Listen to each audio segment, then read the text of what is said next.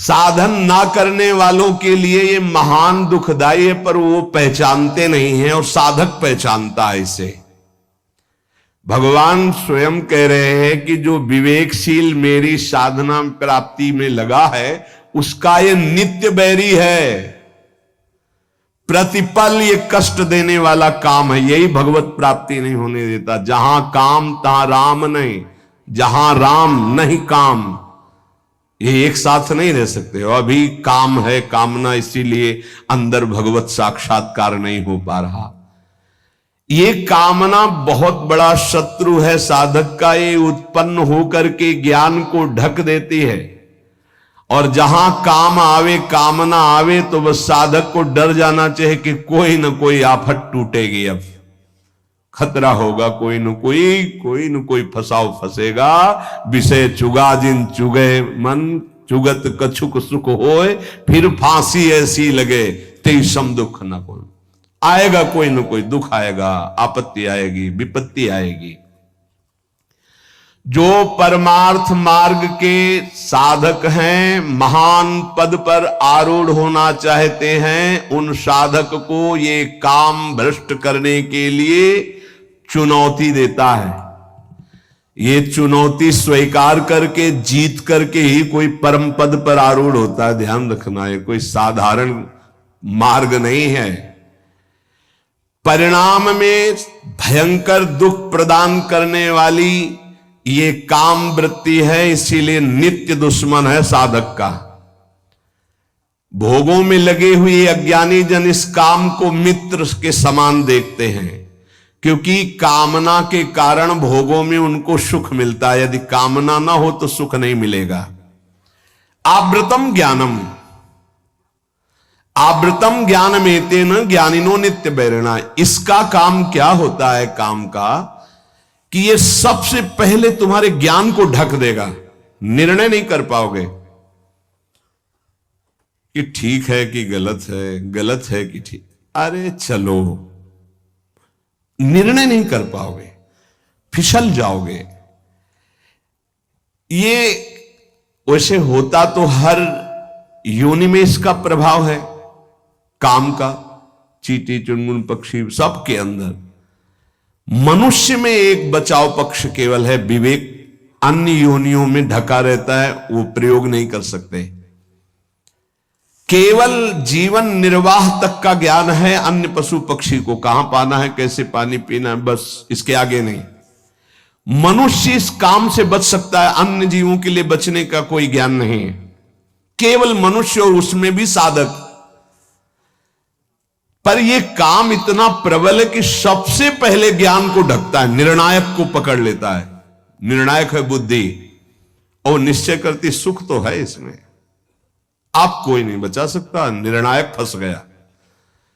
पेशकार चिल्लाता रहे और न्यायाधीश ना बोले तो पेशकार की एक भी नहीं चलेगी। मन है पेशकार, बुद्धि है न्यायाधीश, और न्यायाधीश बोल पड़े तो फिर पेशकार की नहीं चलेगी।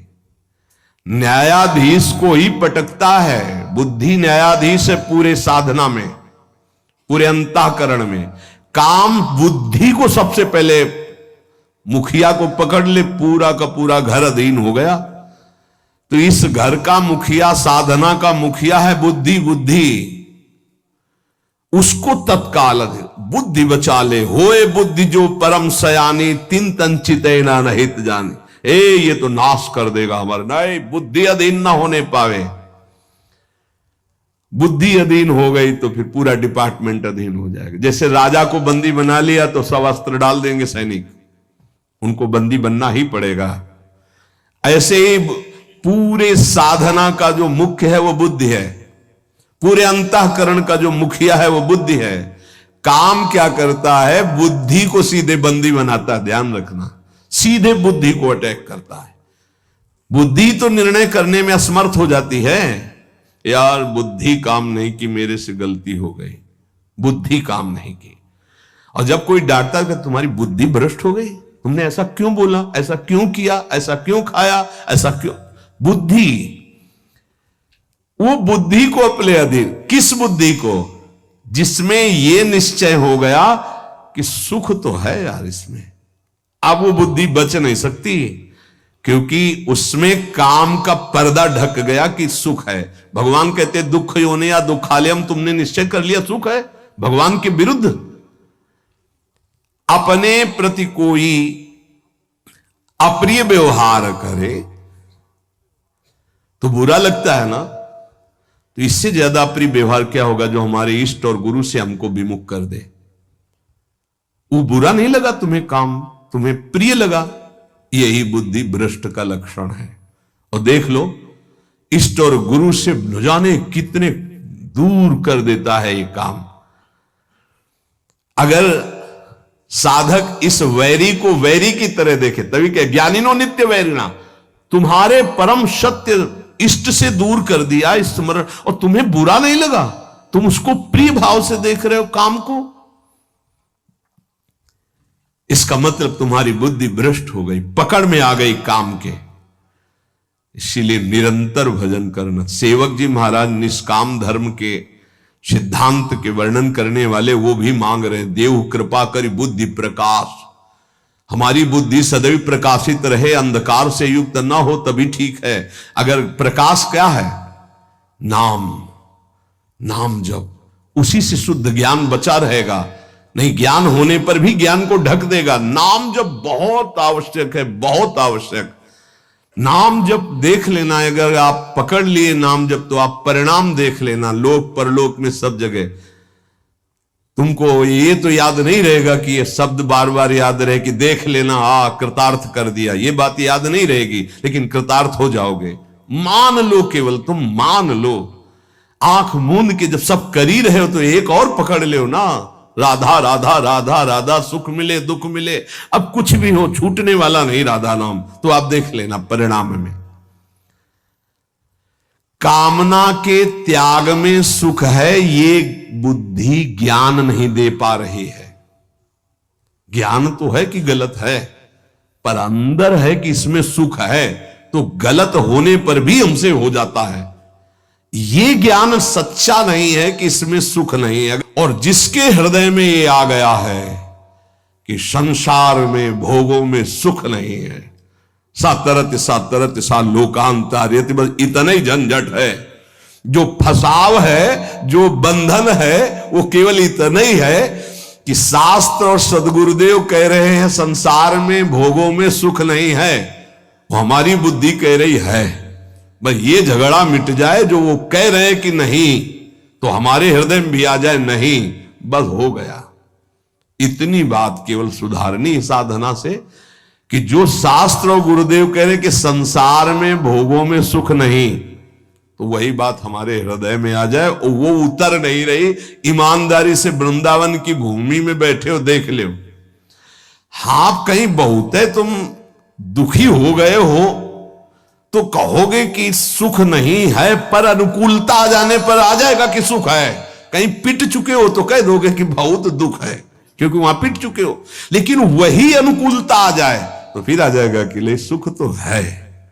बहुत विचित्र है, भगवान की माया बहुत विचित्र है। जब मनुष्य उपासना मार्ग में चलता है तो कामनाओं की बाढ़ आती है, ध्यान रखना। कैसे?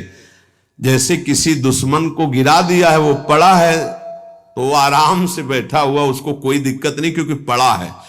अगर खड़ा हो गया दुश्मन, अब वो क्या करेगा? बैठा रहेगा? वो तो पूरी ताकत लगा के फिर गिराएगा। अपने लोग खड़े नहीं, अपने लोग चल पड़े हैं प्रभु की तरफ। आप काम टांग मारेगा कि एक कदम नहीं चलने देंगे। तो ये ज्ञानिनो नित्य वैरिणा। अब उसके ऊपर जो पहले कभी गंदगी नहीं समझ में आई थी, उससे ज्यादा गंदी बात उसको समझ में आई। ये बिल्कुल स्पष्ट समझ लीजिए।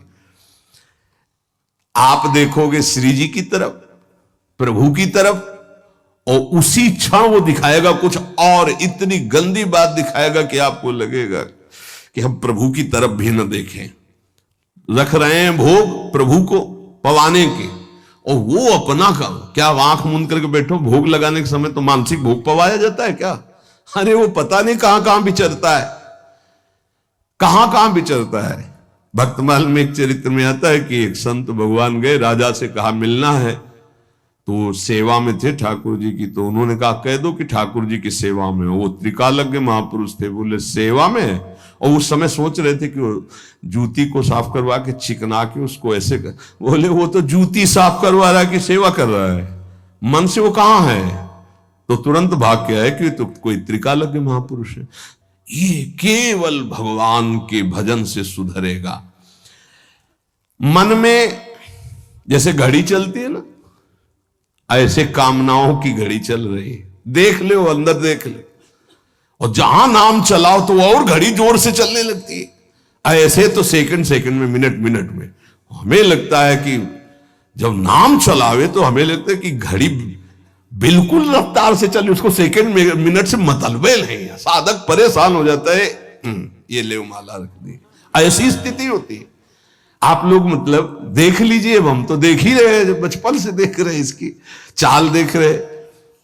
जब कोई बात करने लगे तो ऐसी तसल्ली होती, बच गए, मानो जैसे बच गए।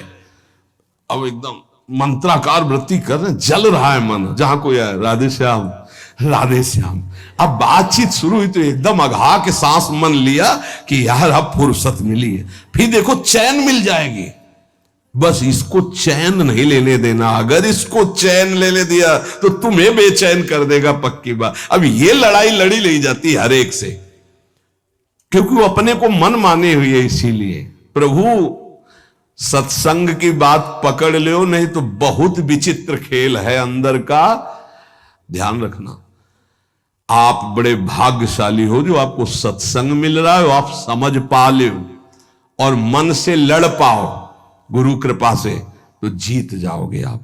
एक बात पकड़नी हम कलयुगी साधकों को, हर स्थिति में प्रभु आपको नहीं छोड़ने वाले, बस ये बात हमारे दिमाग में बैठ गई है।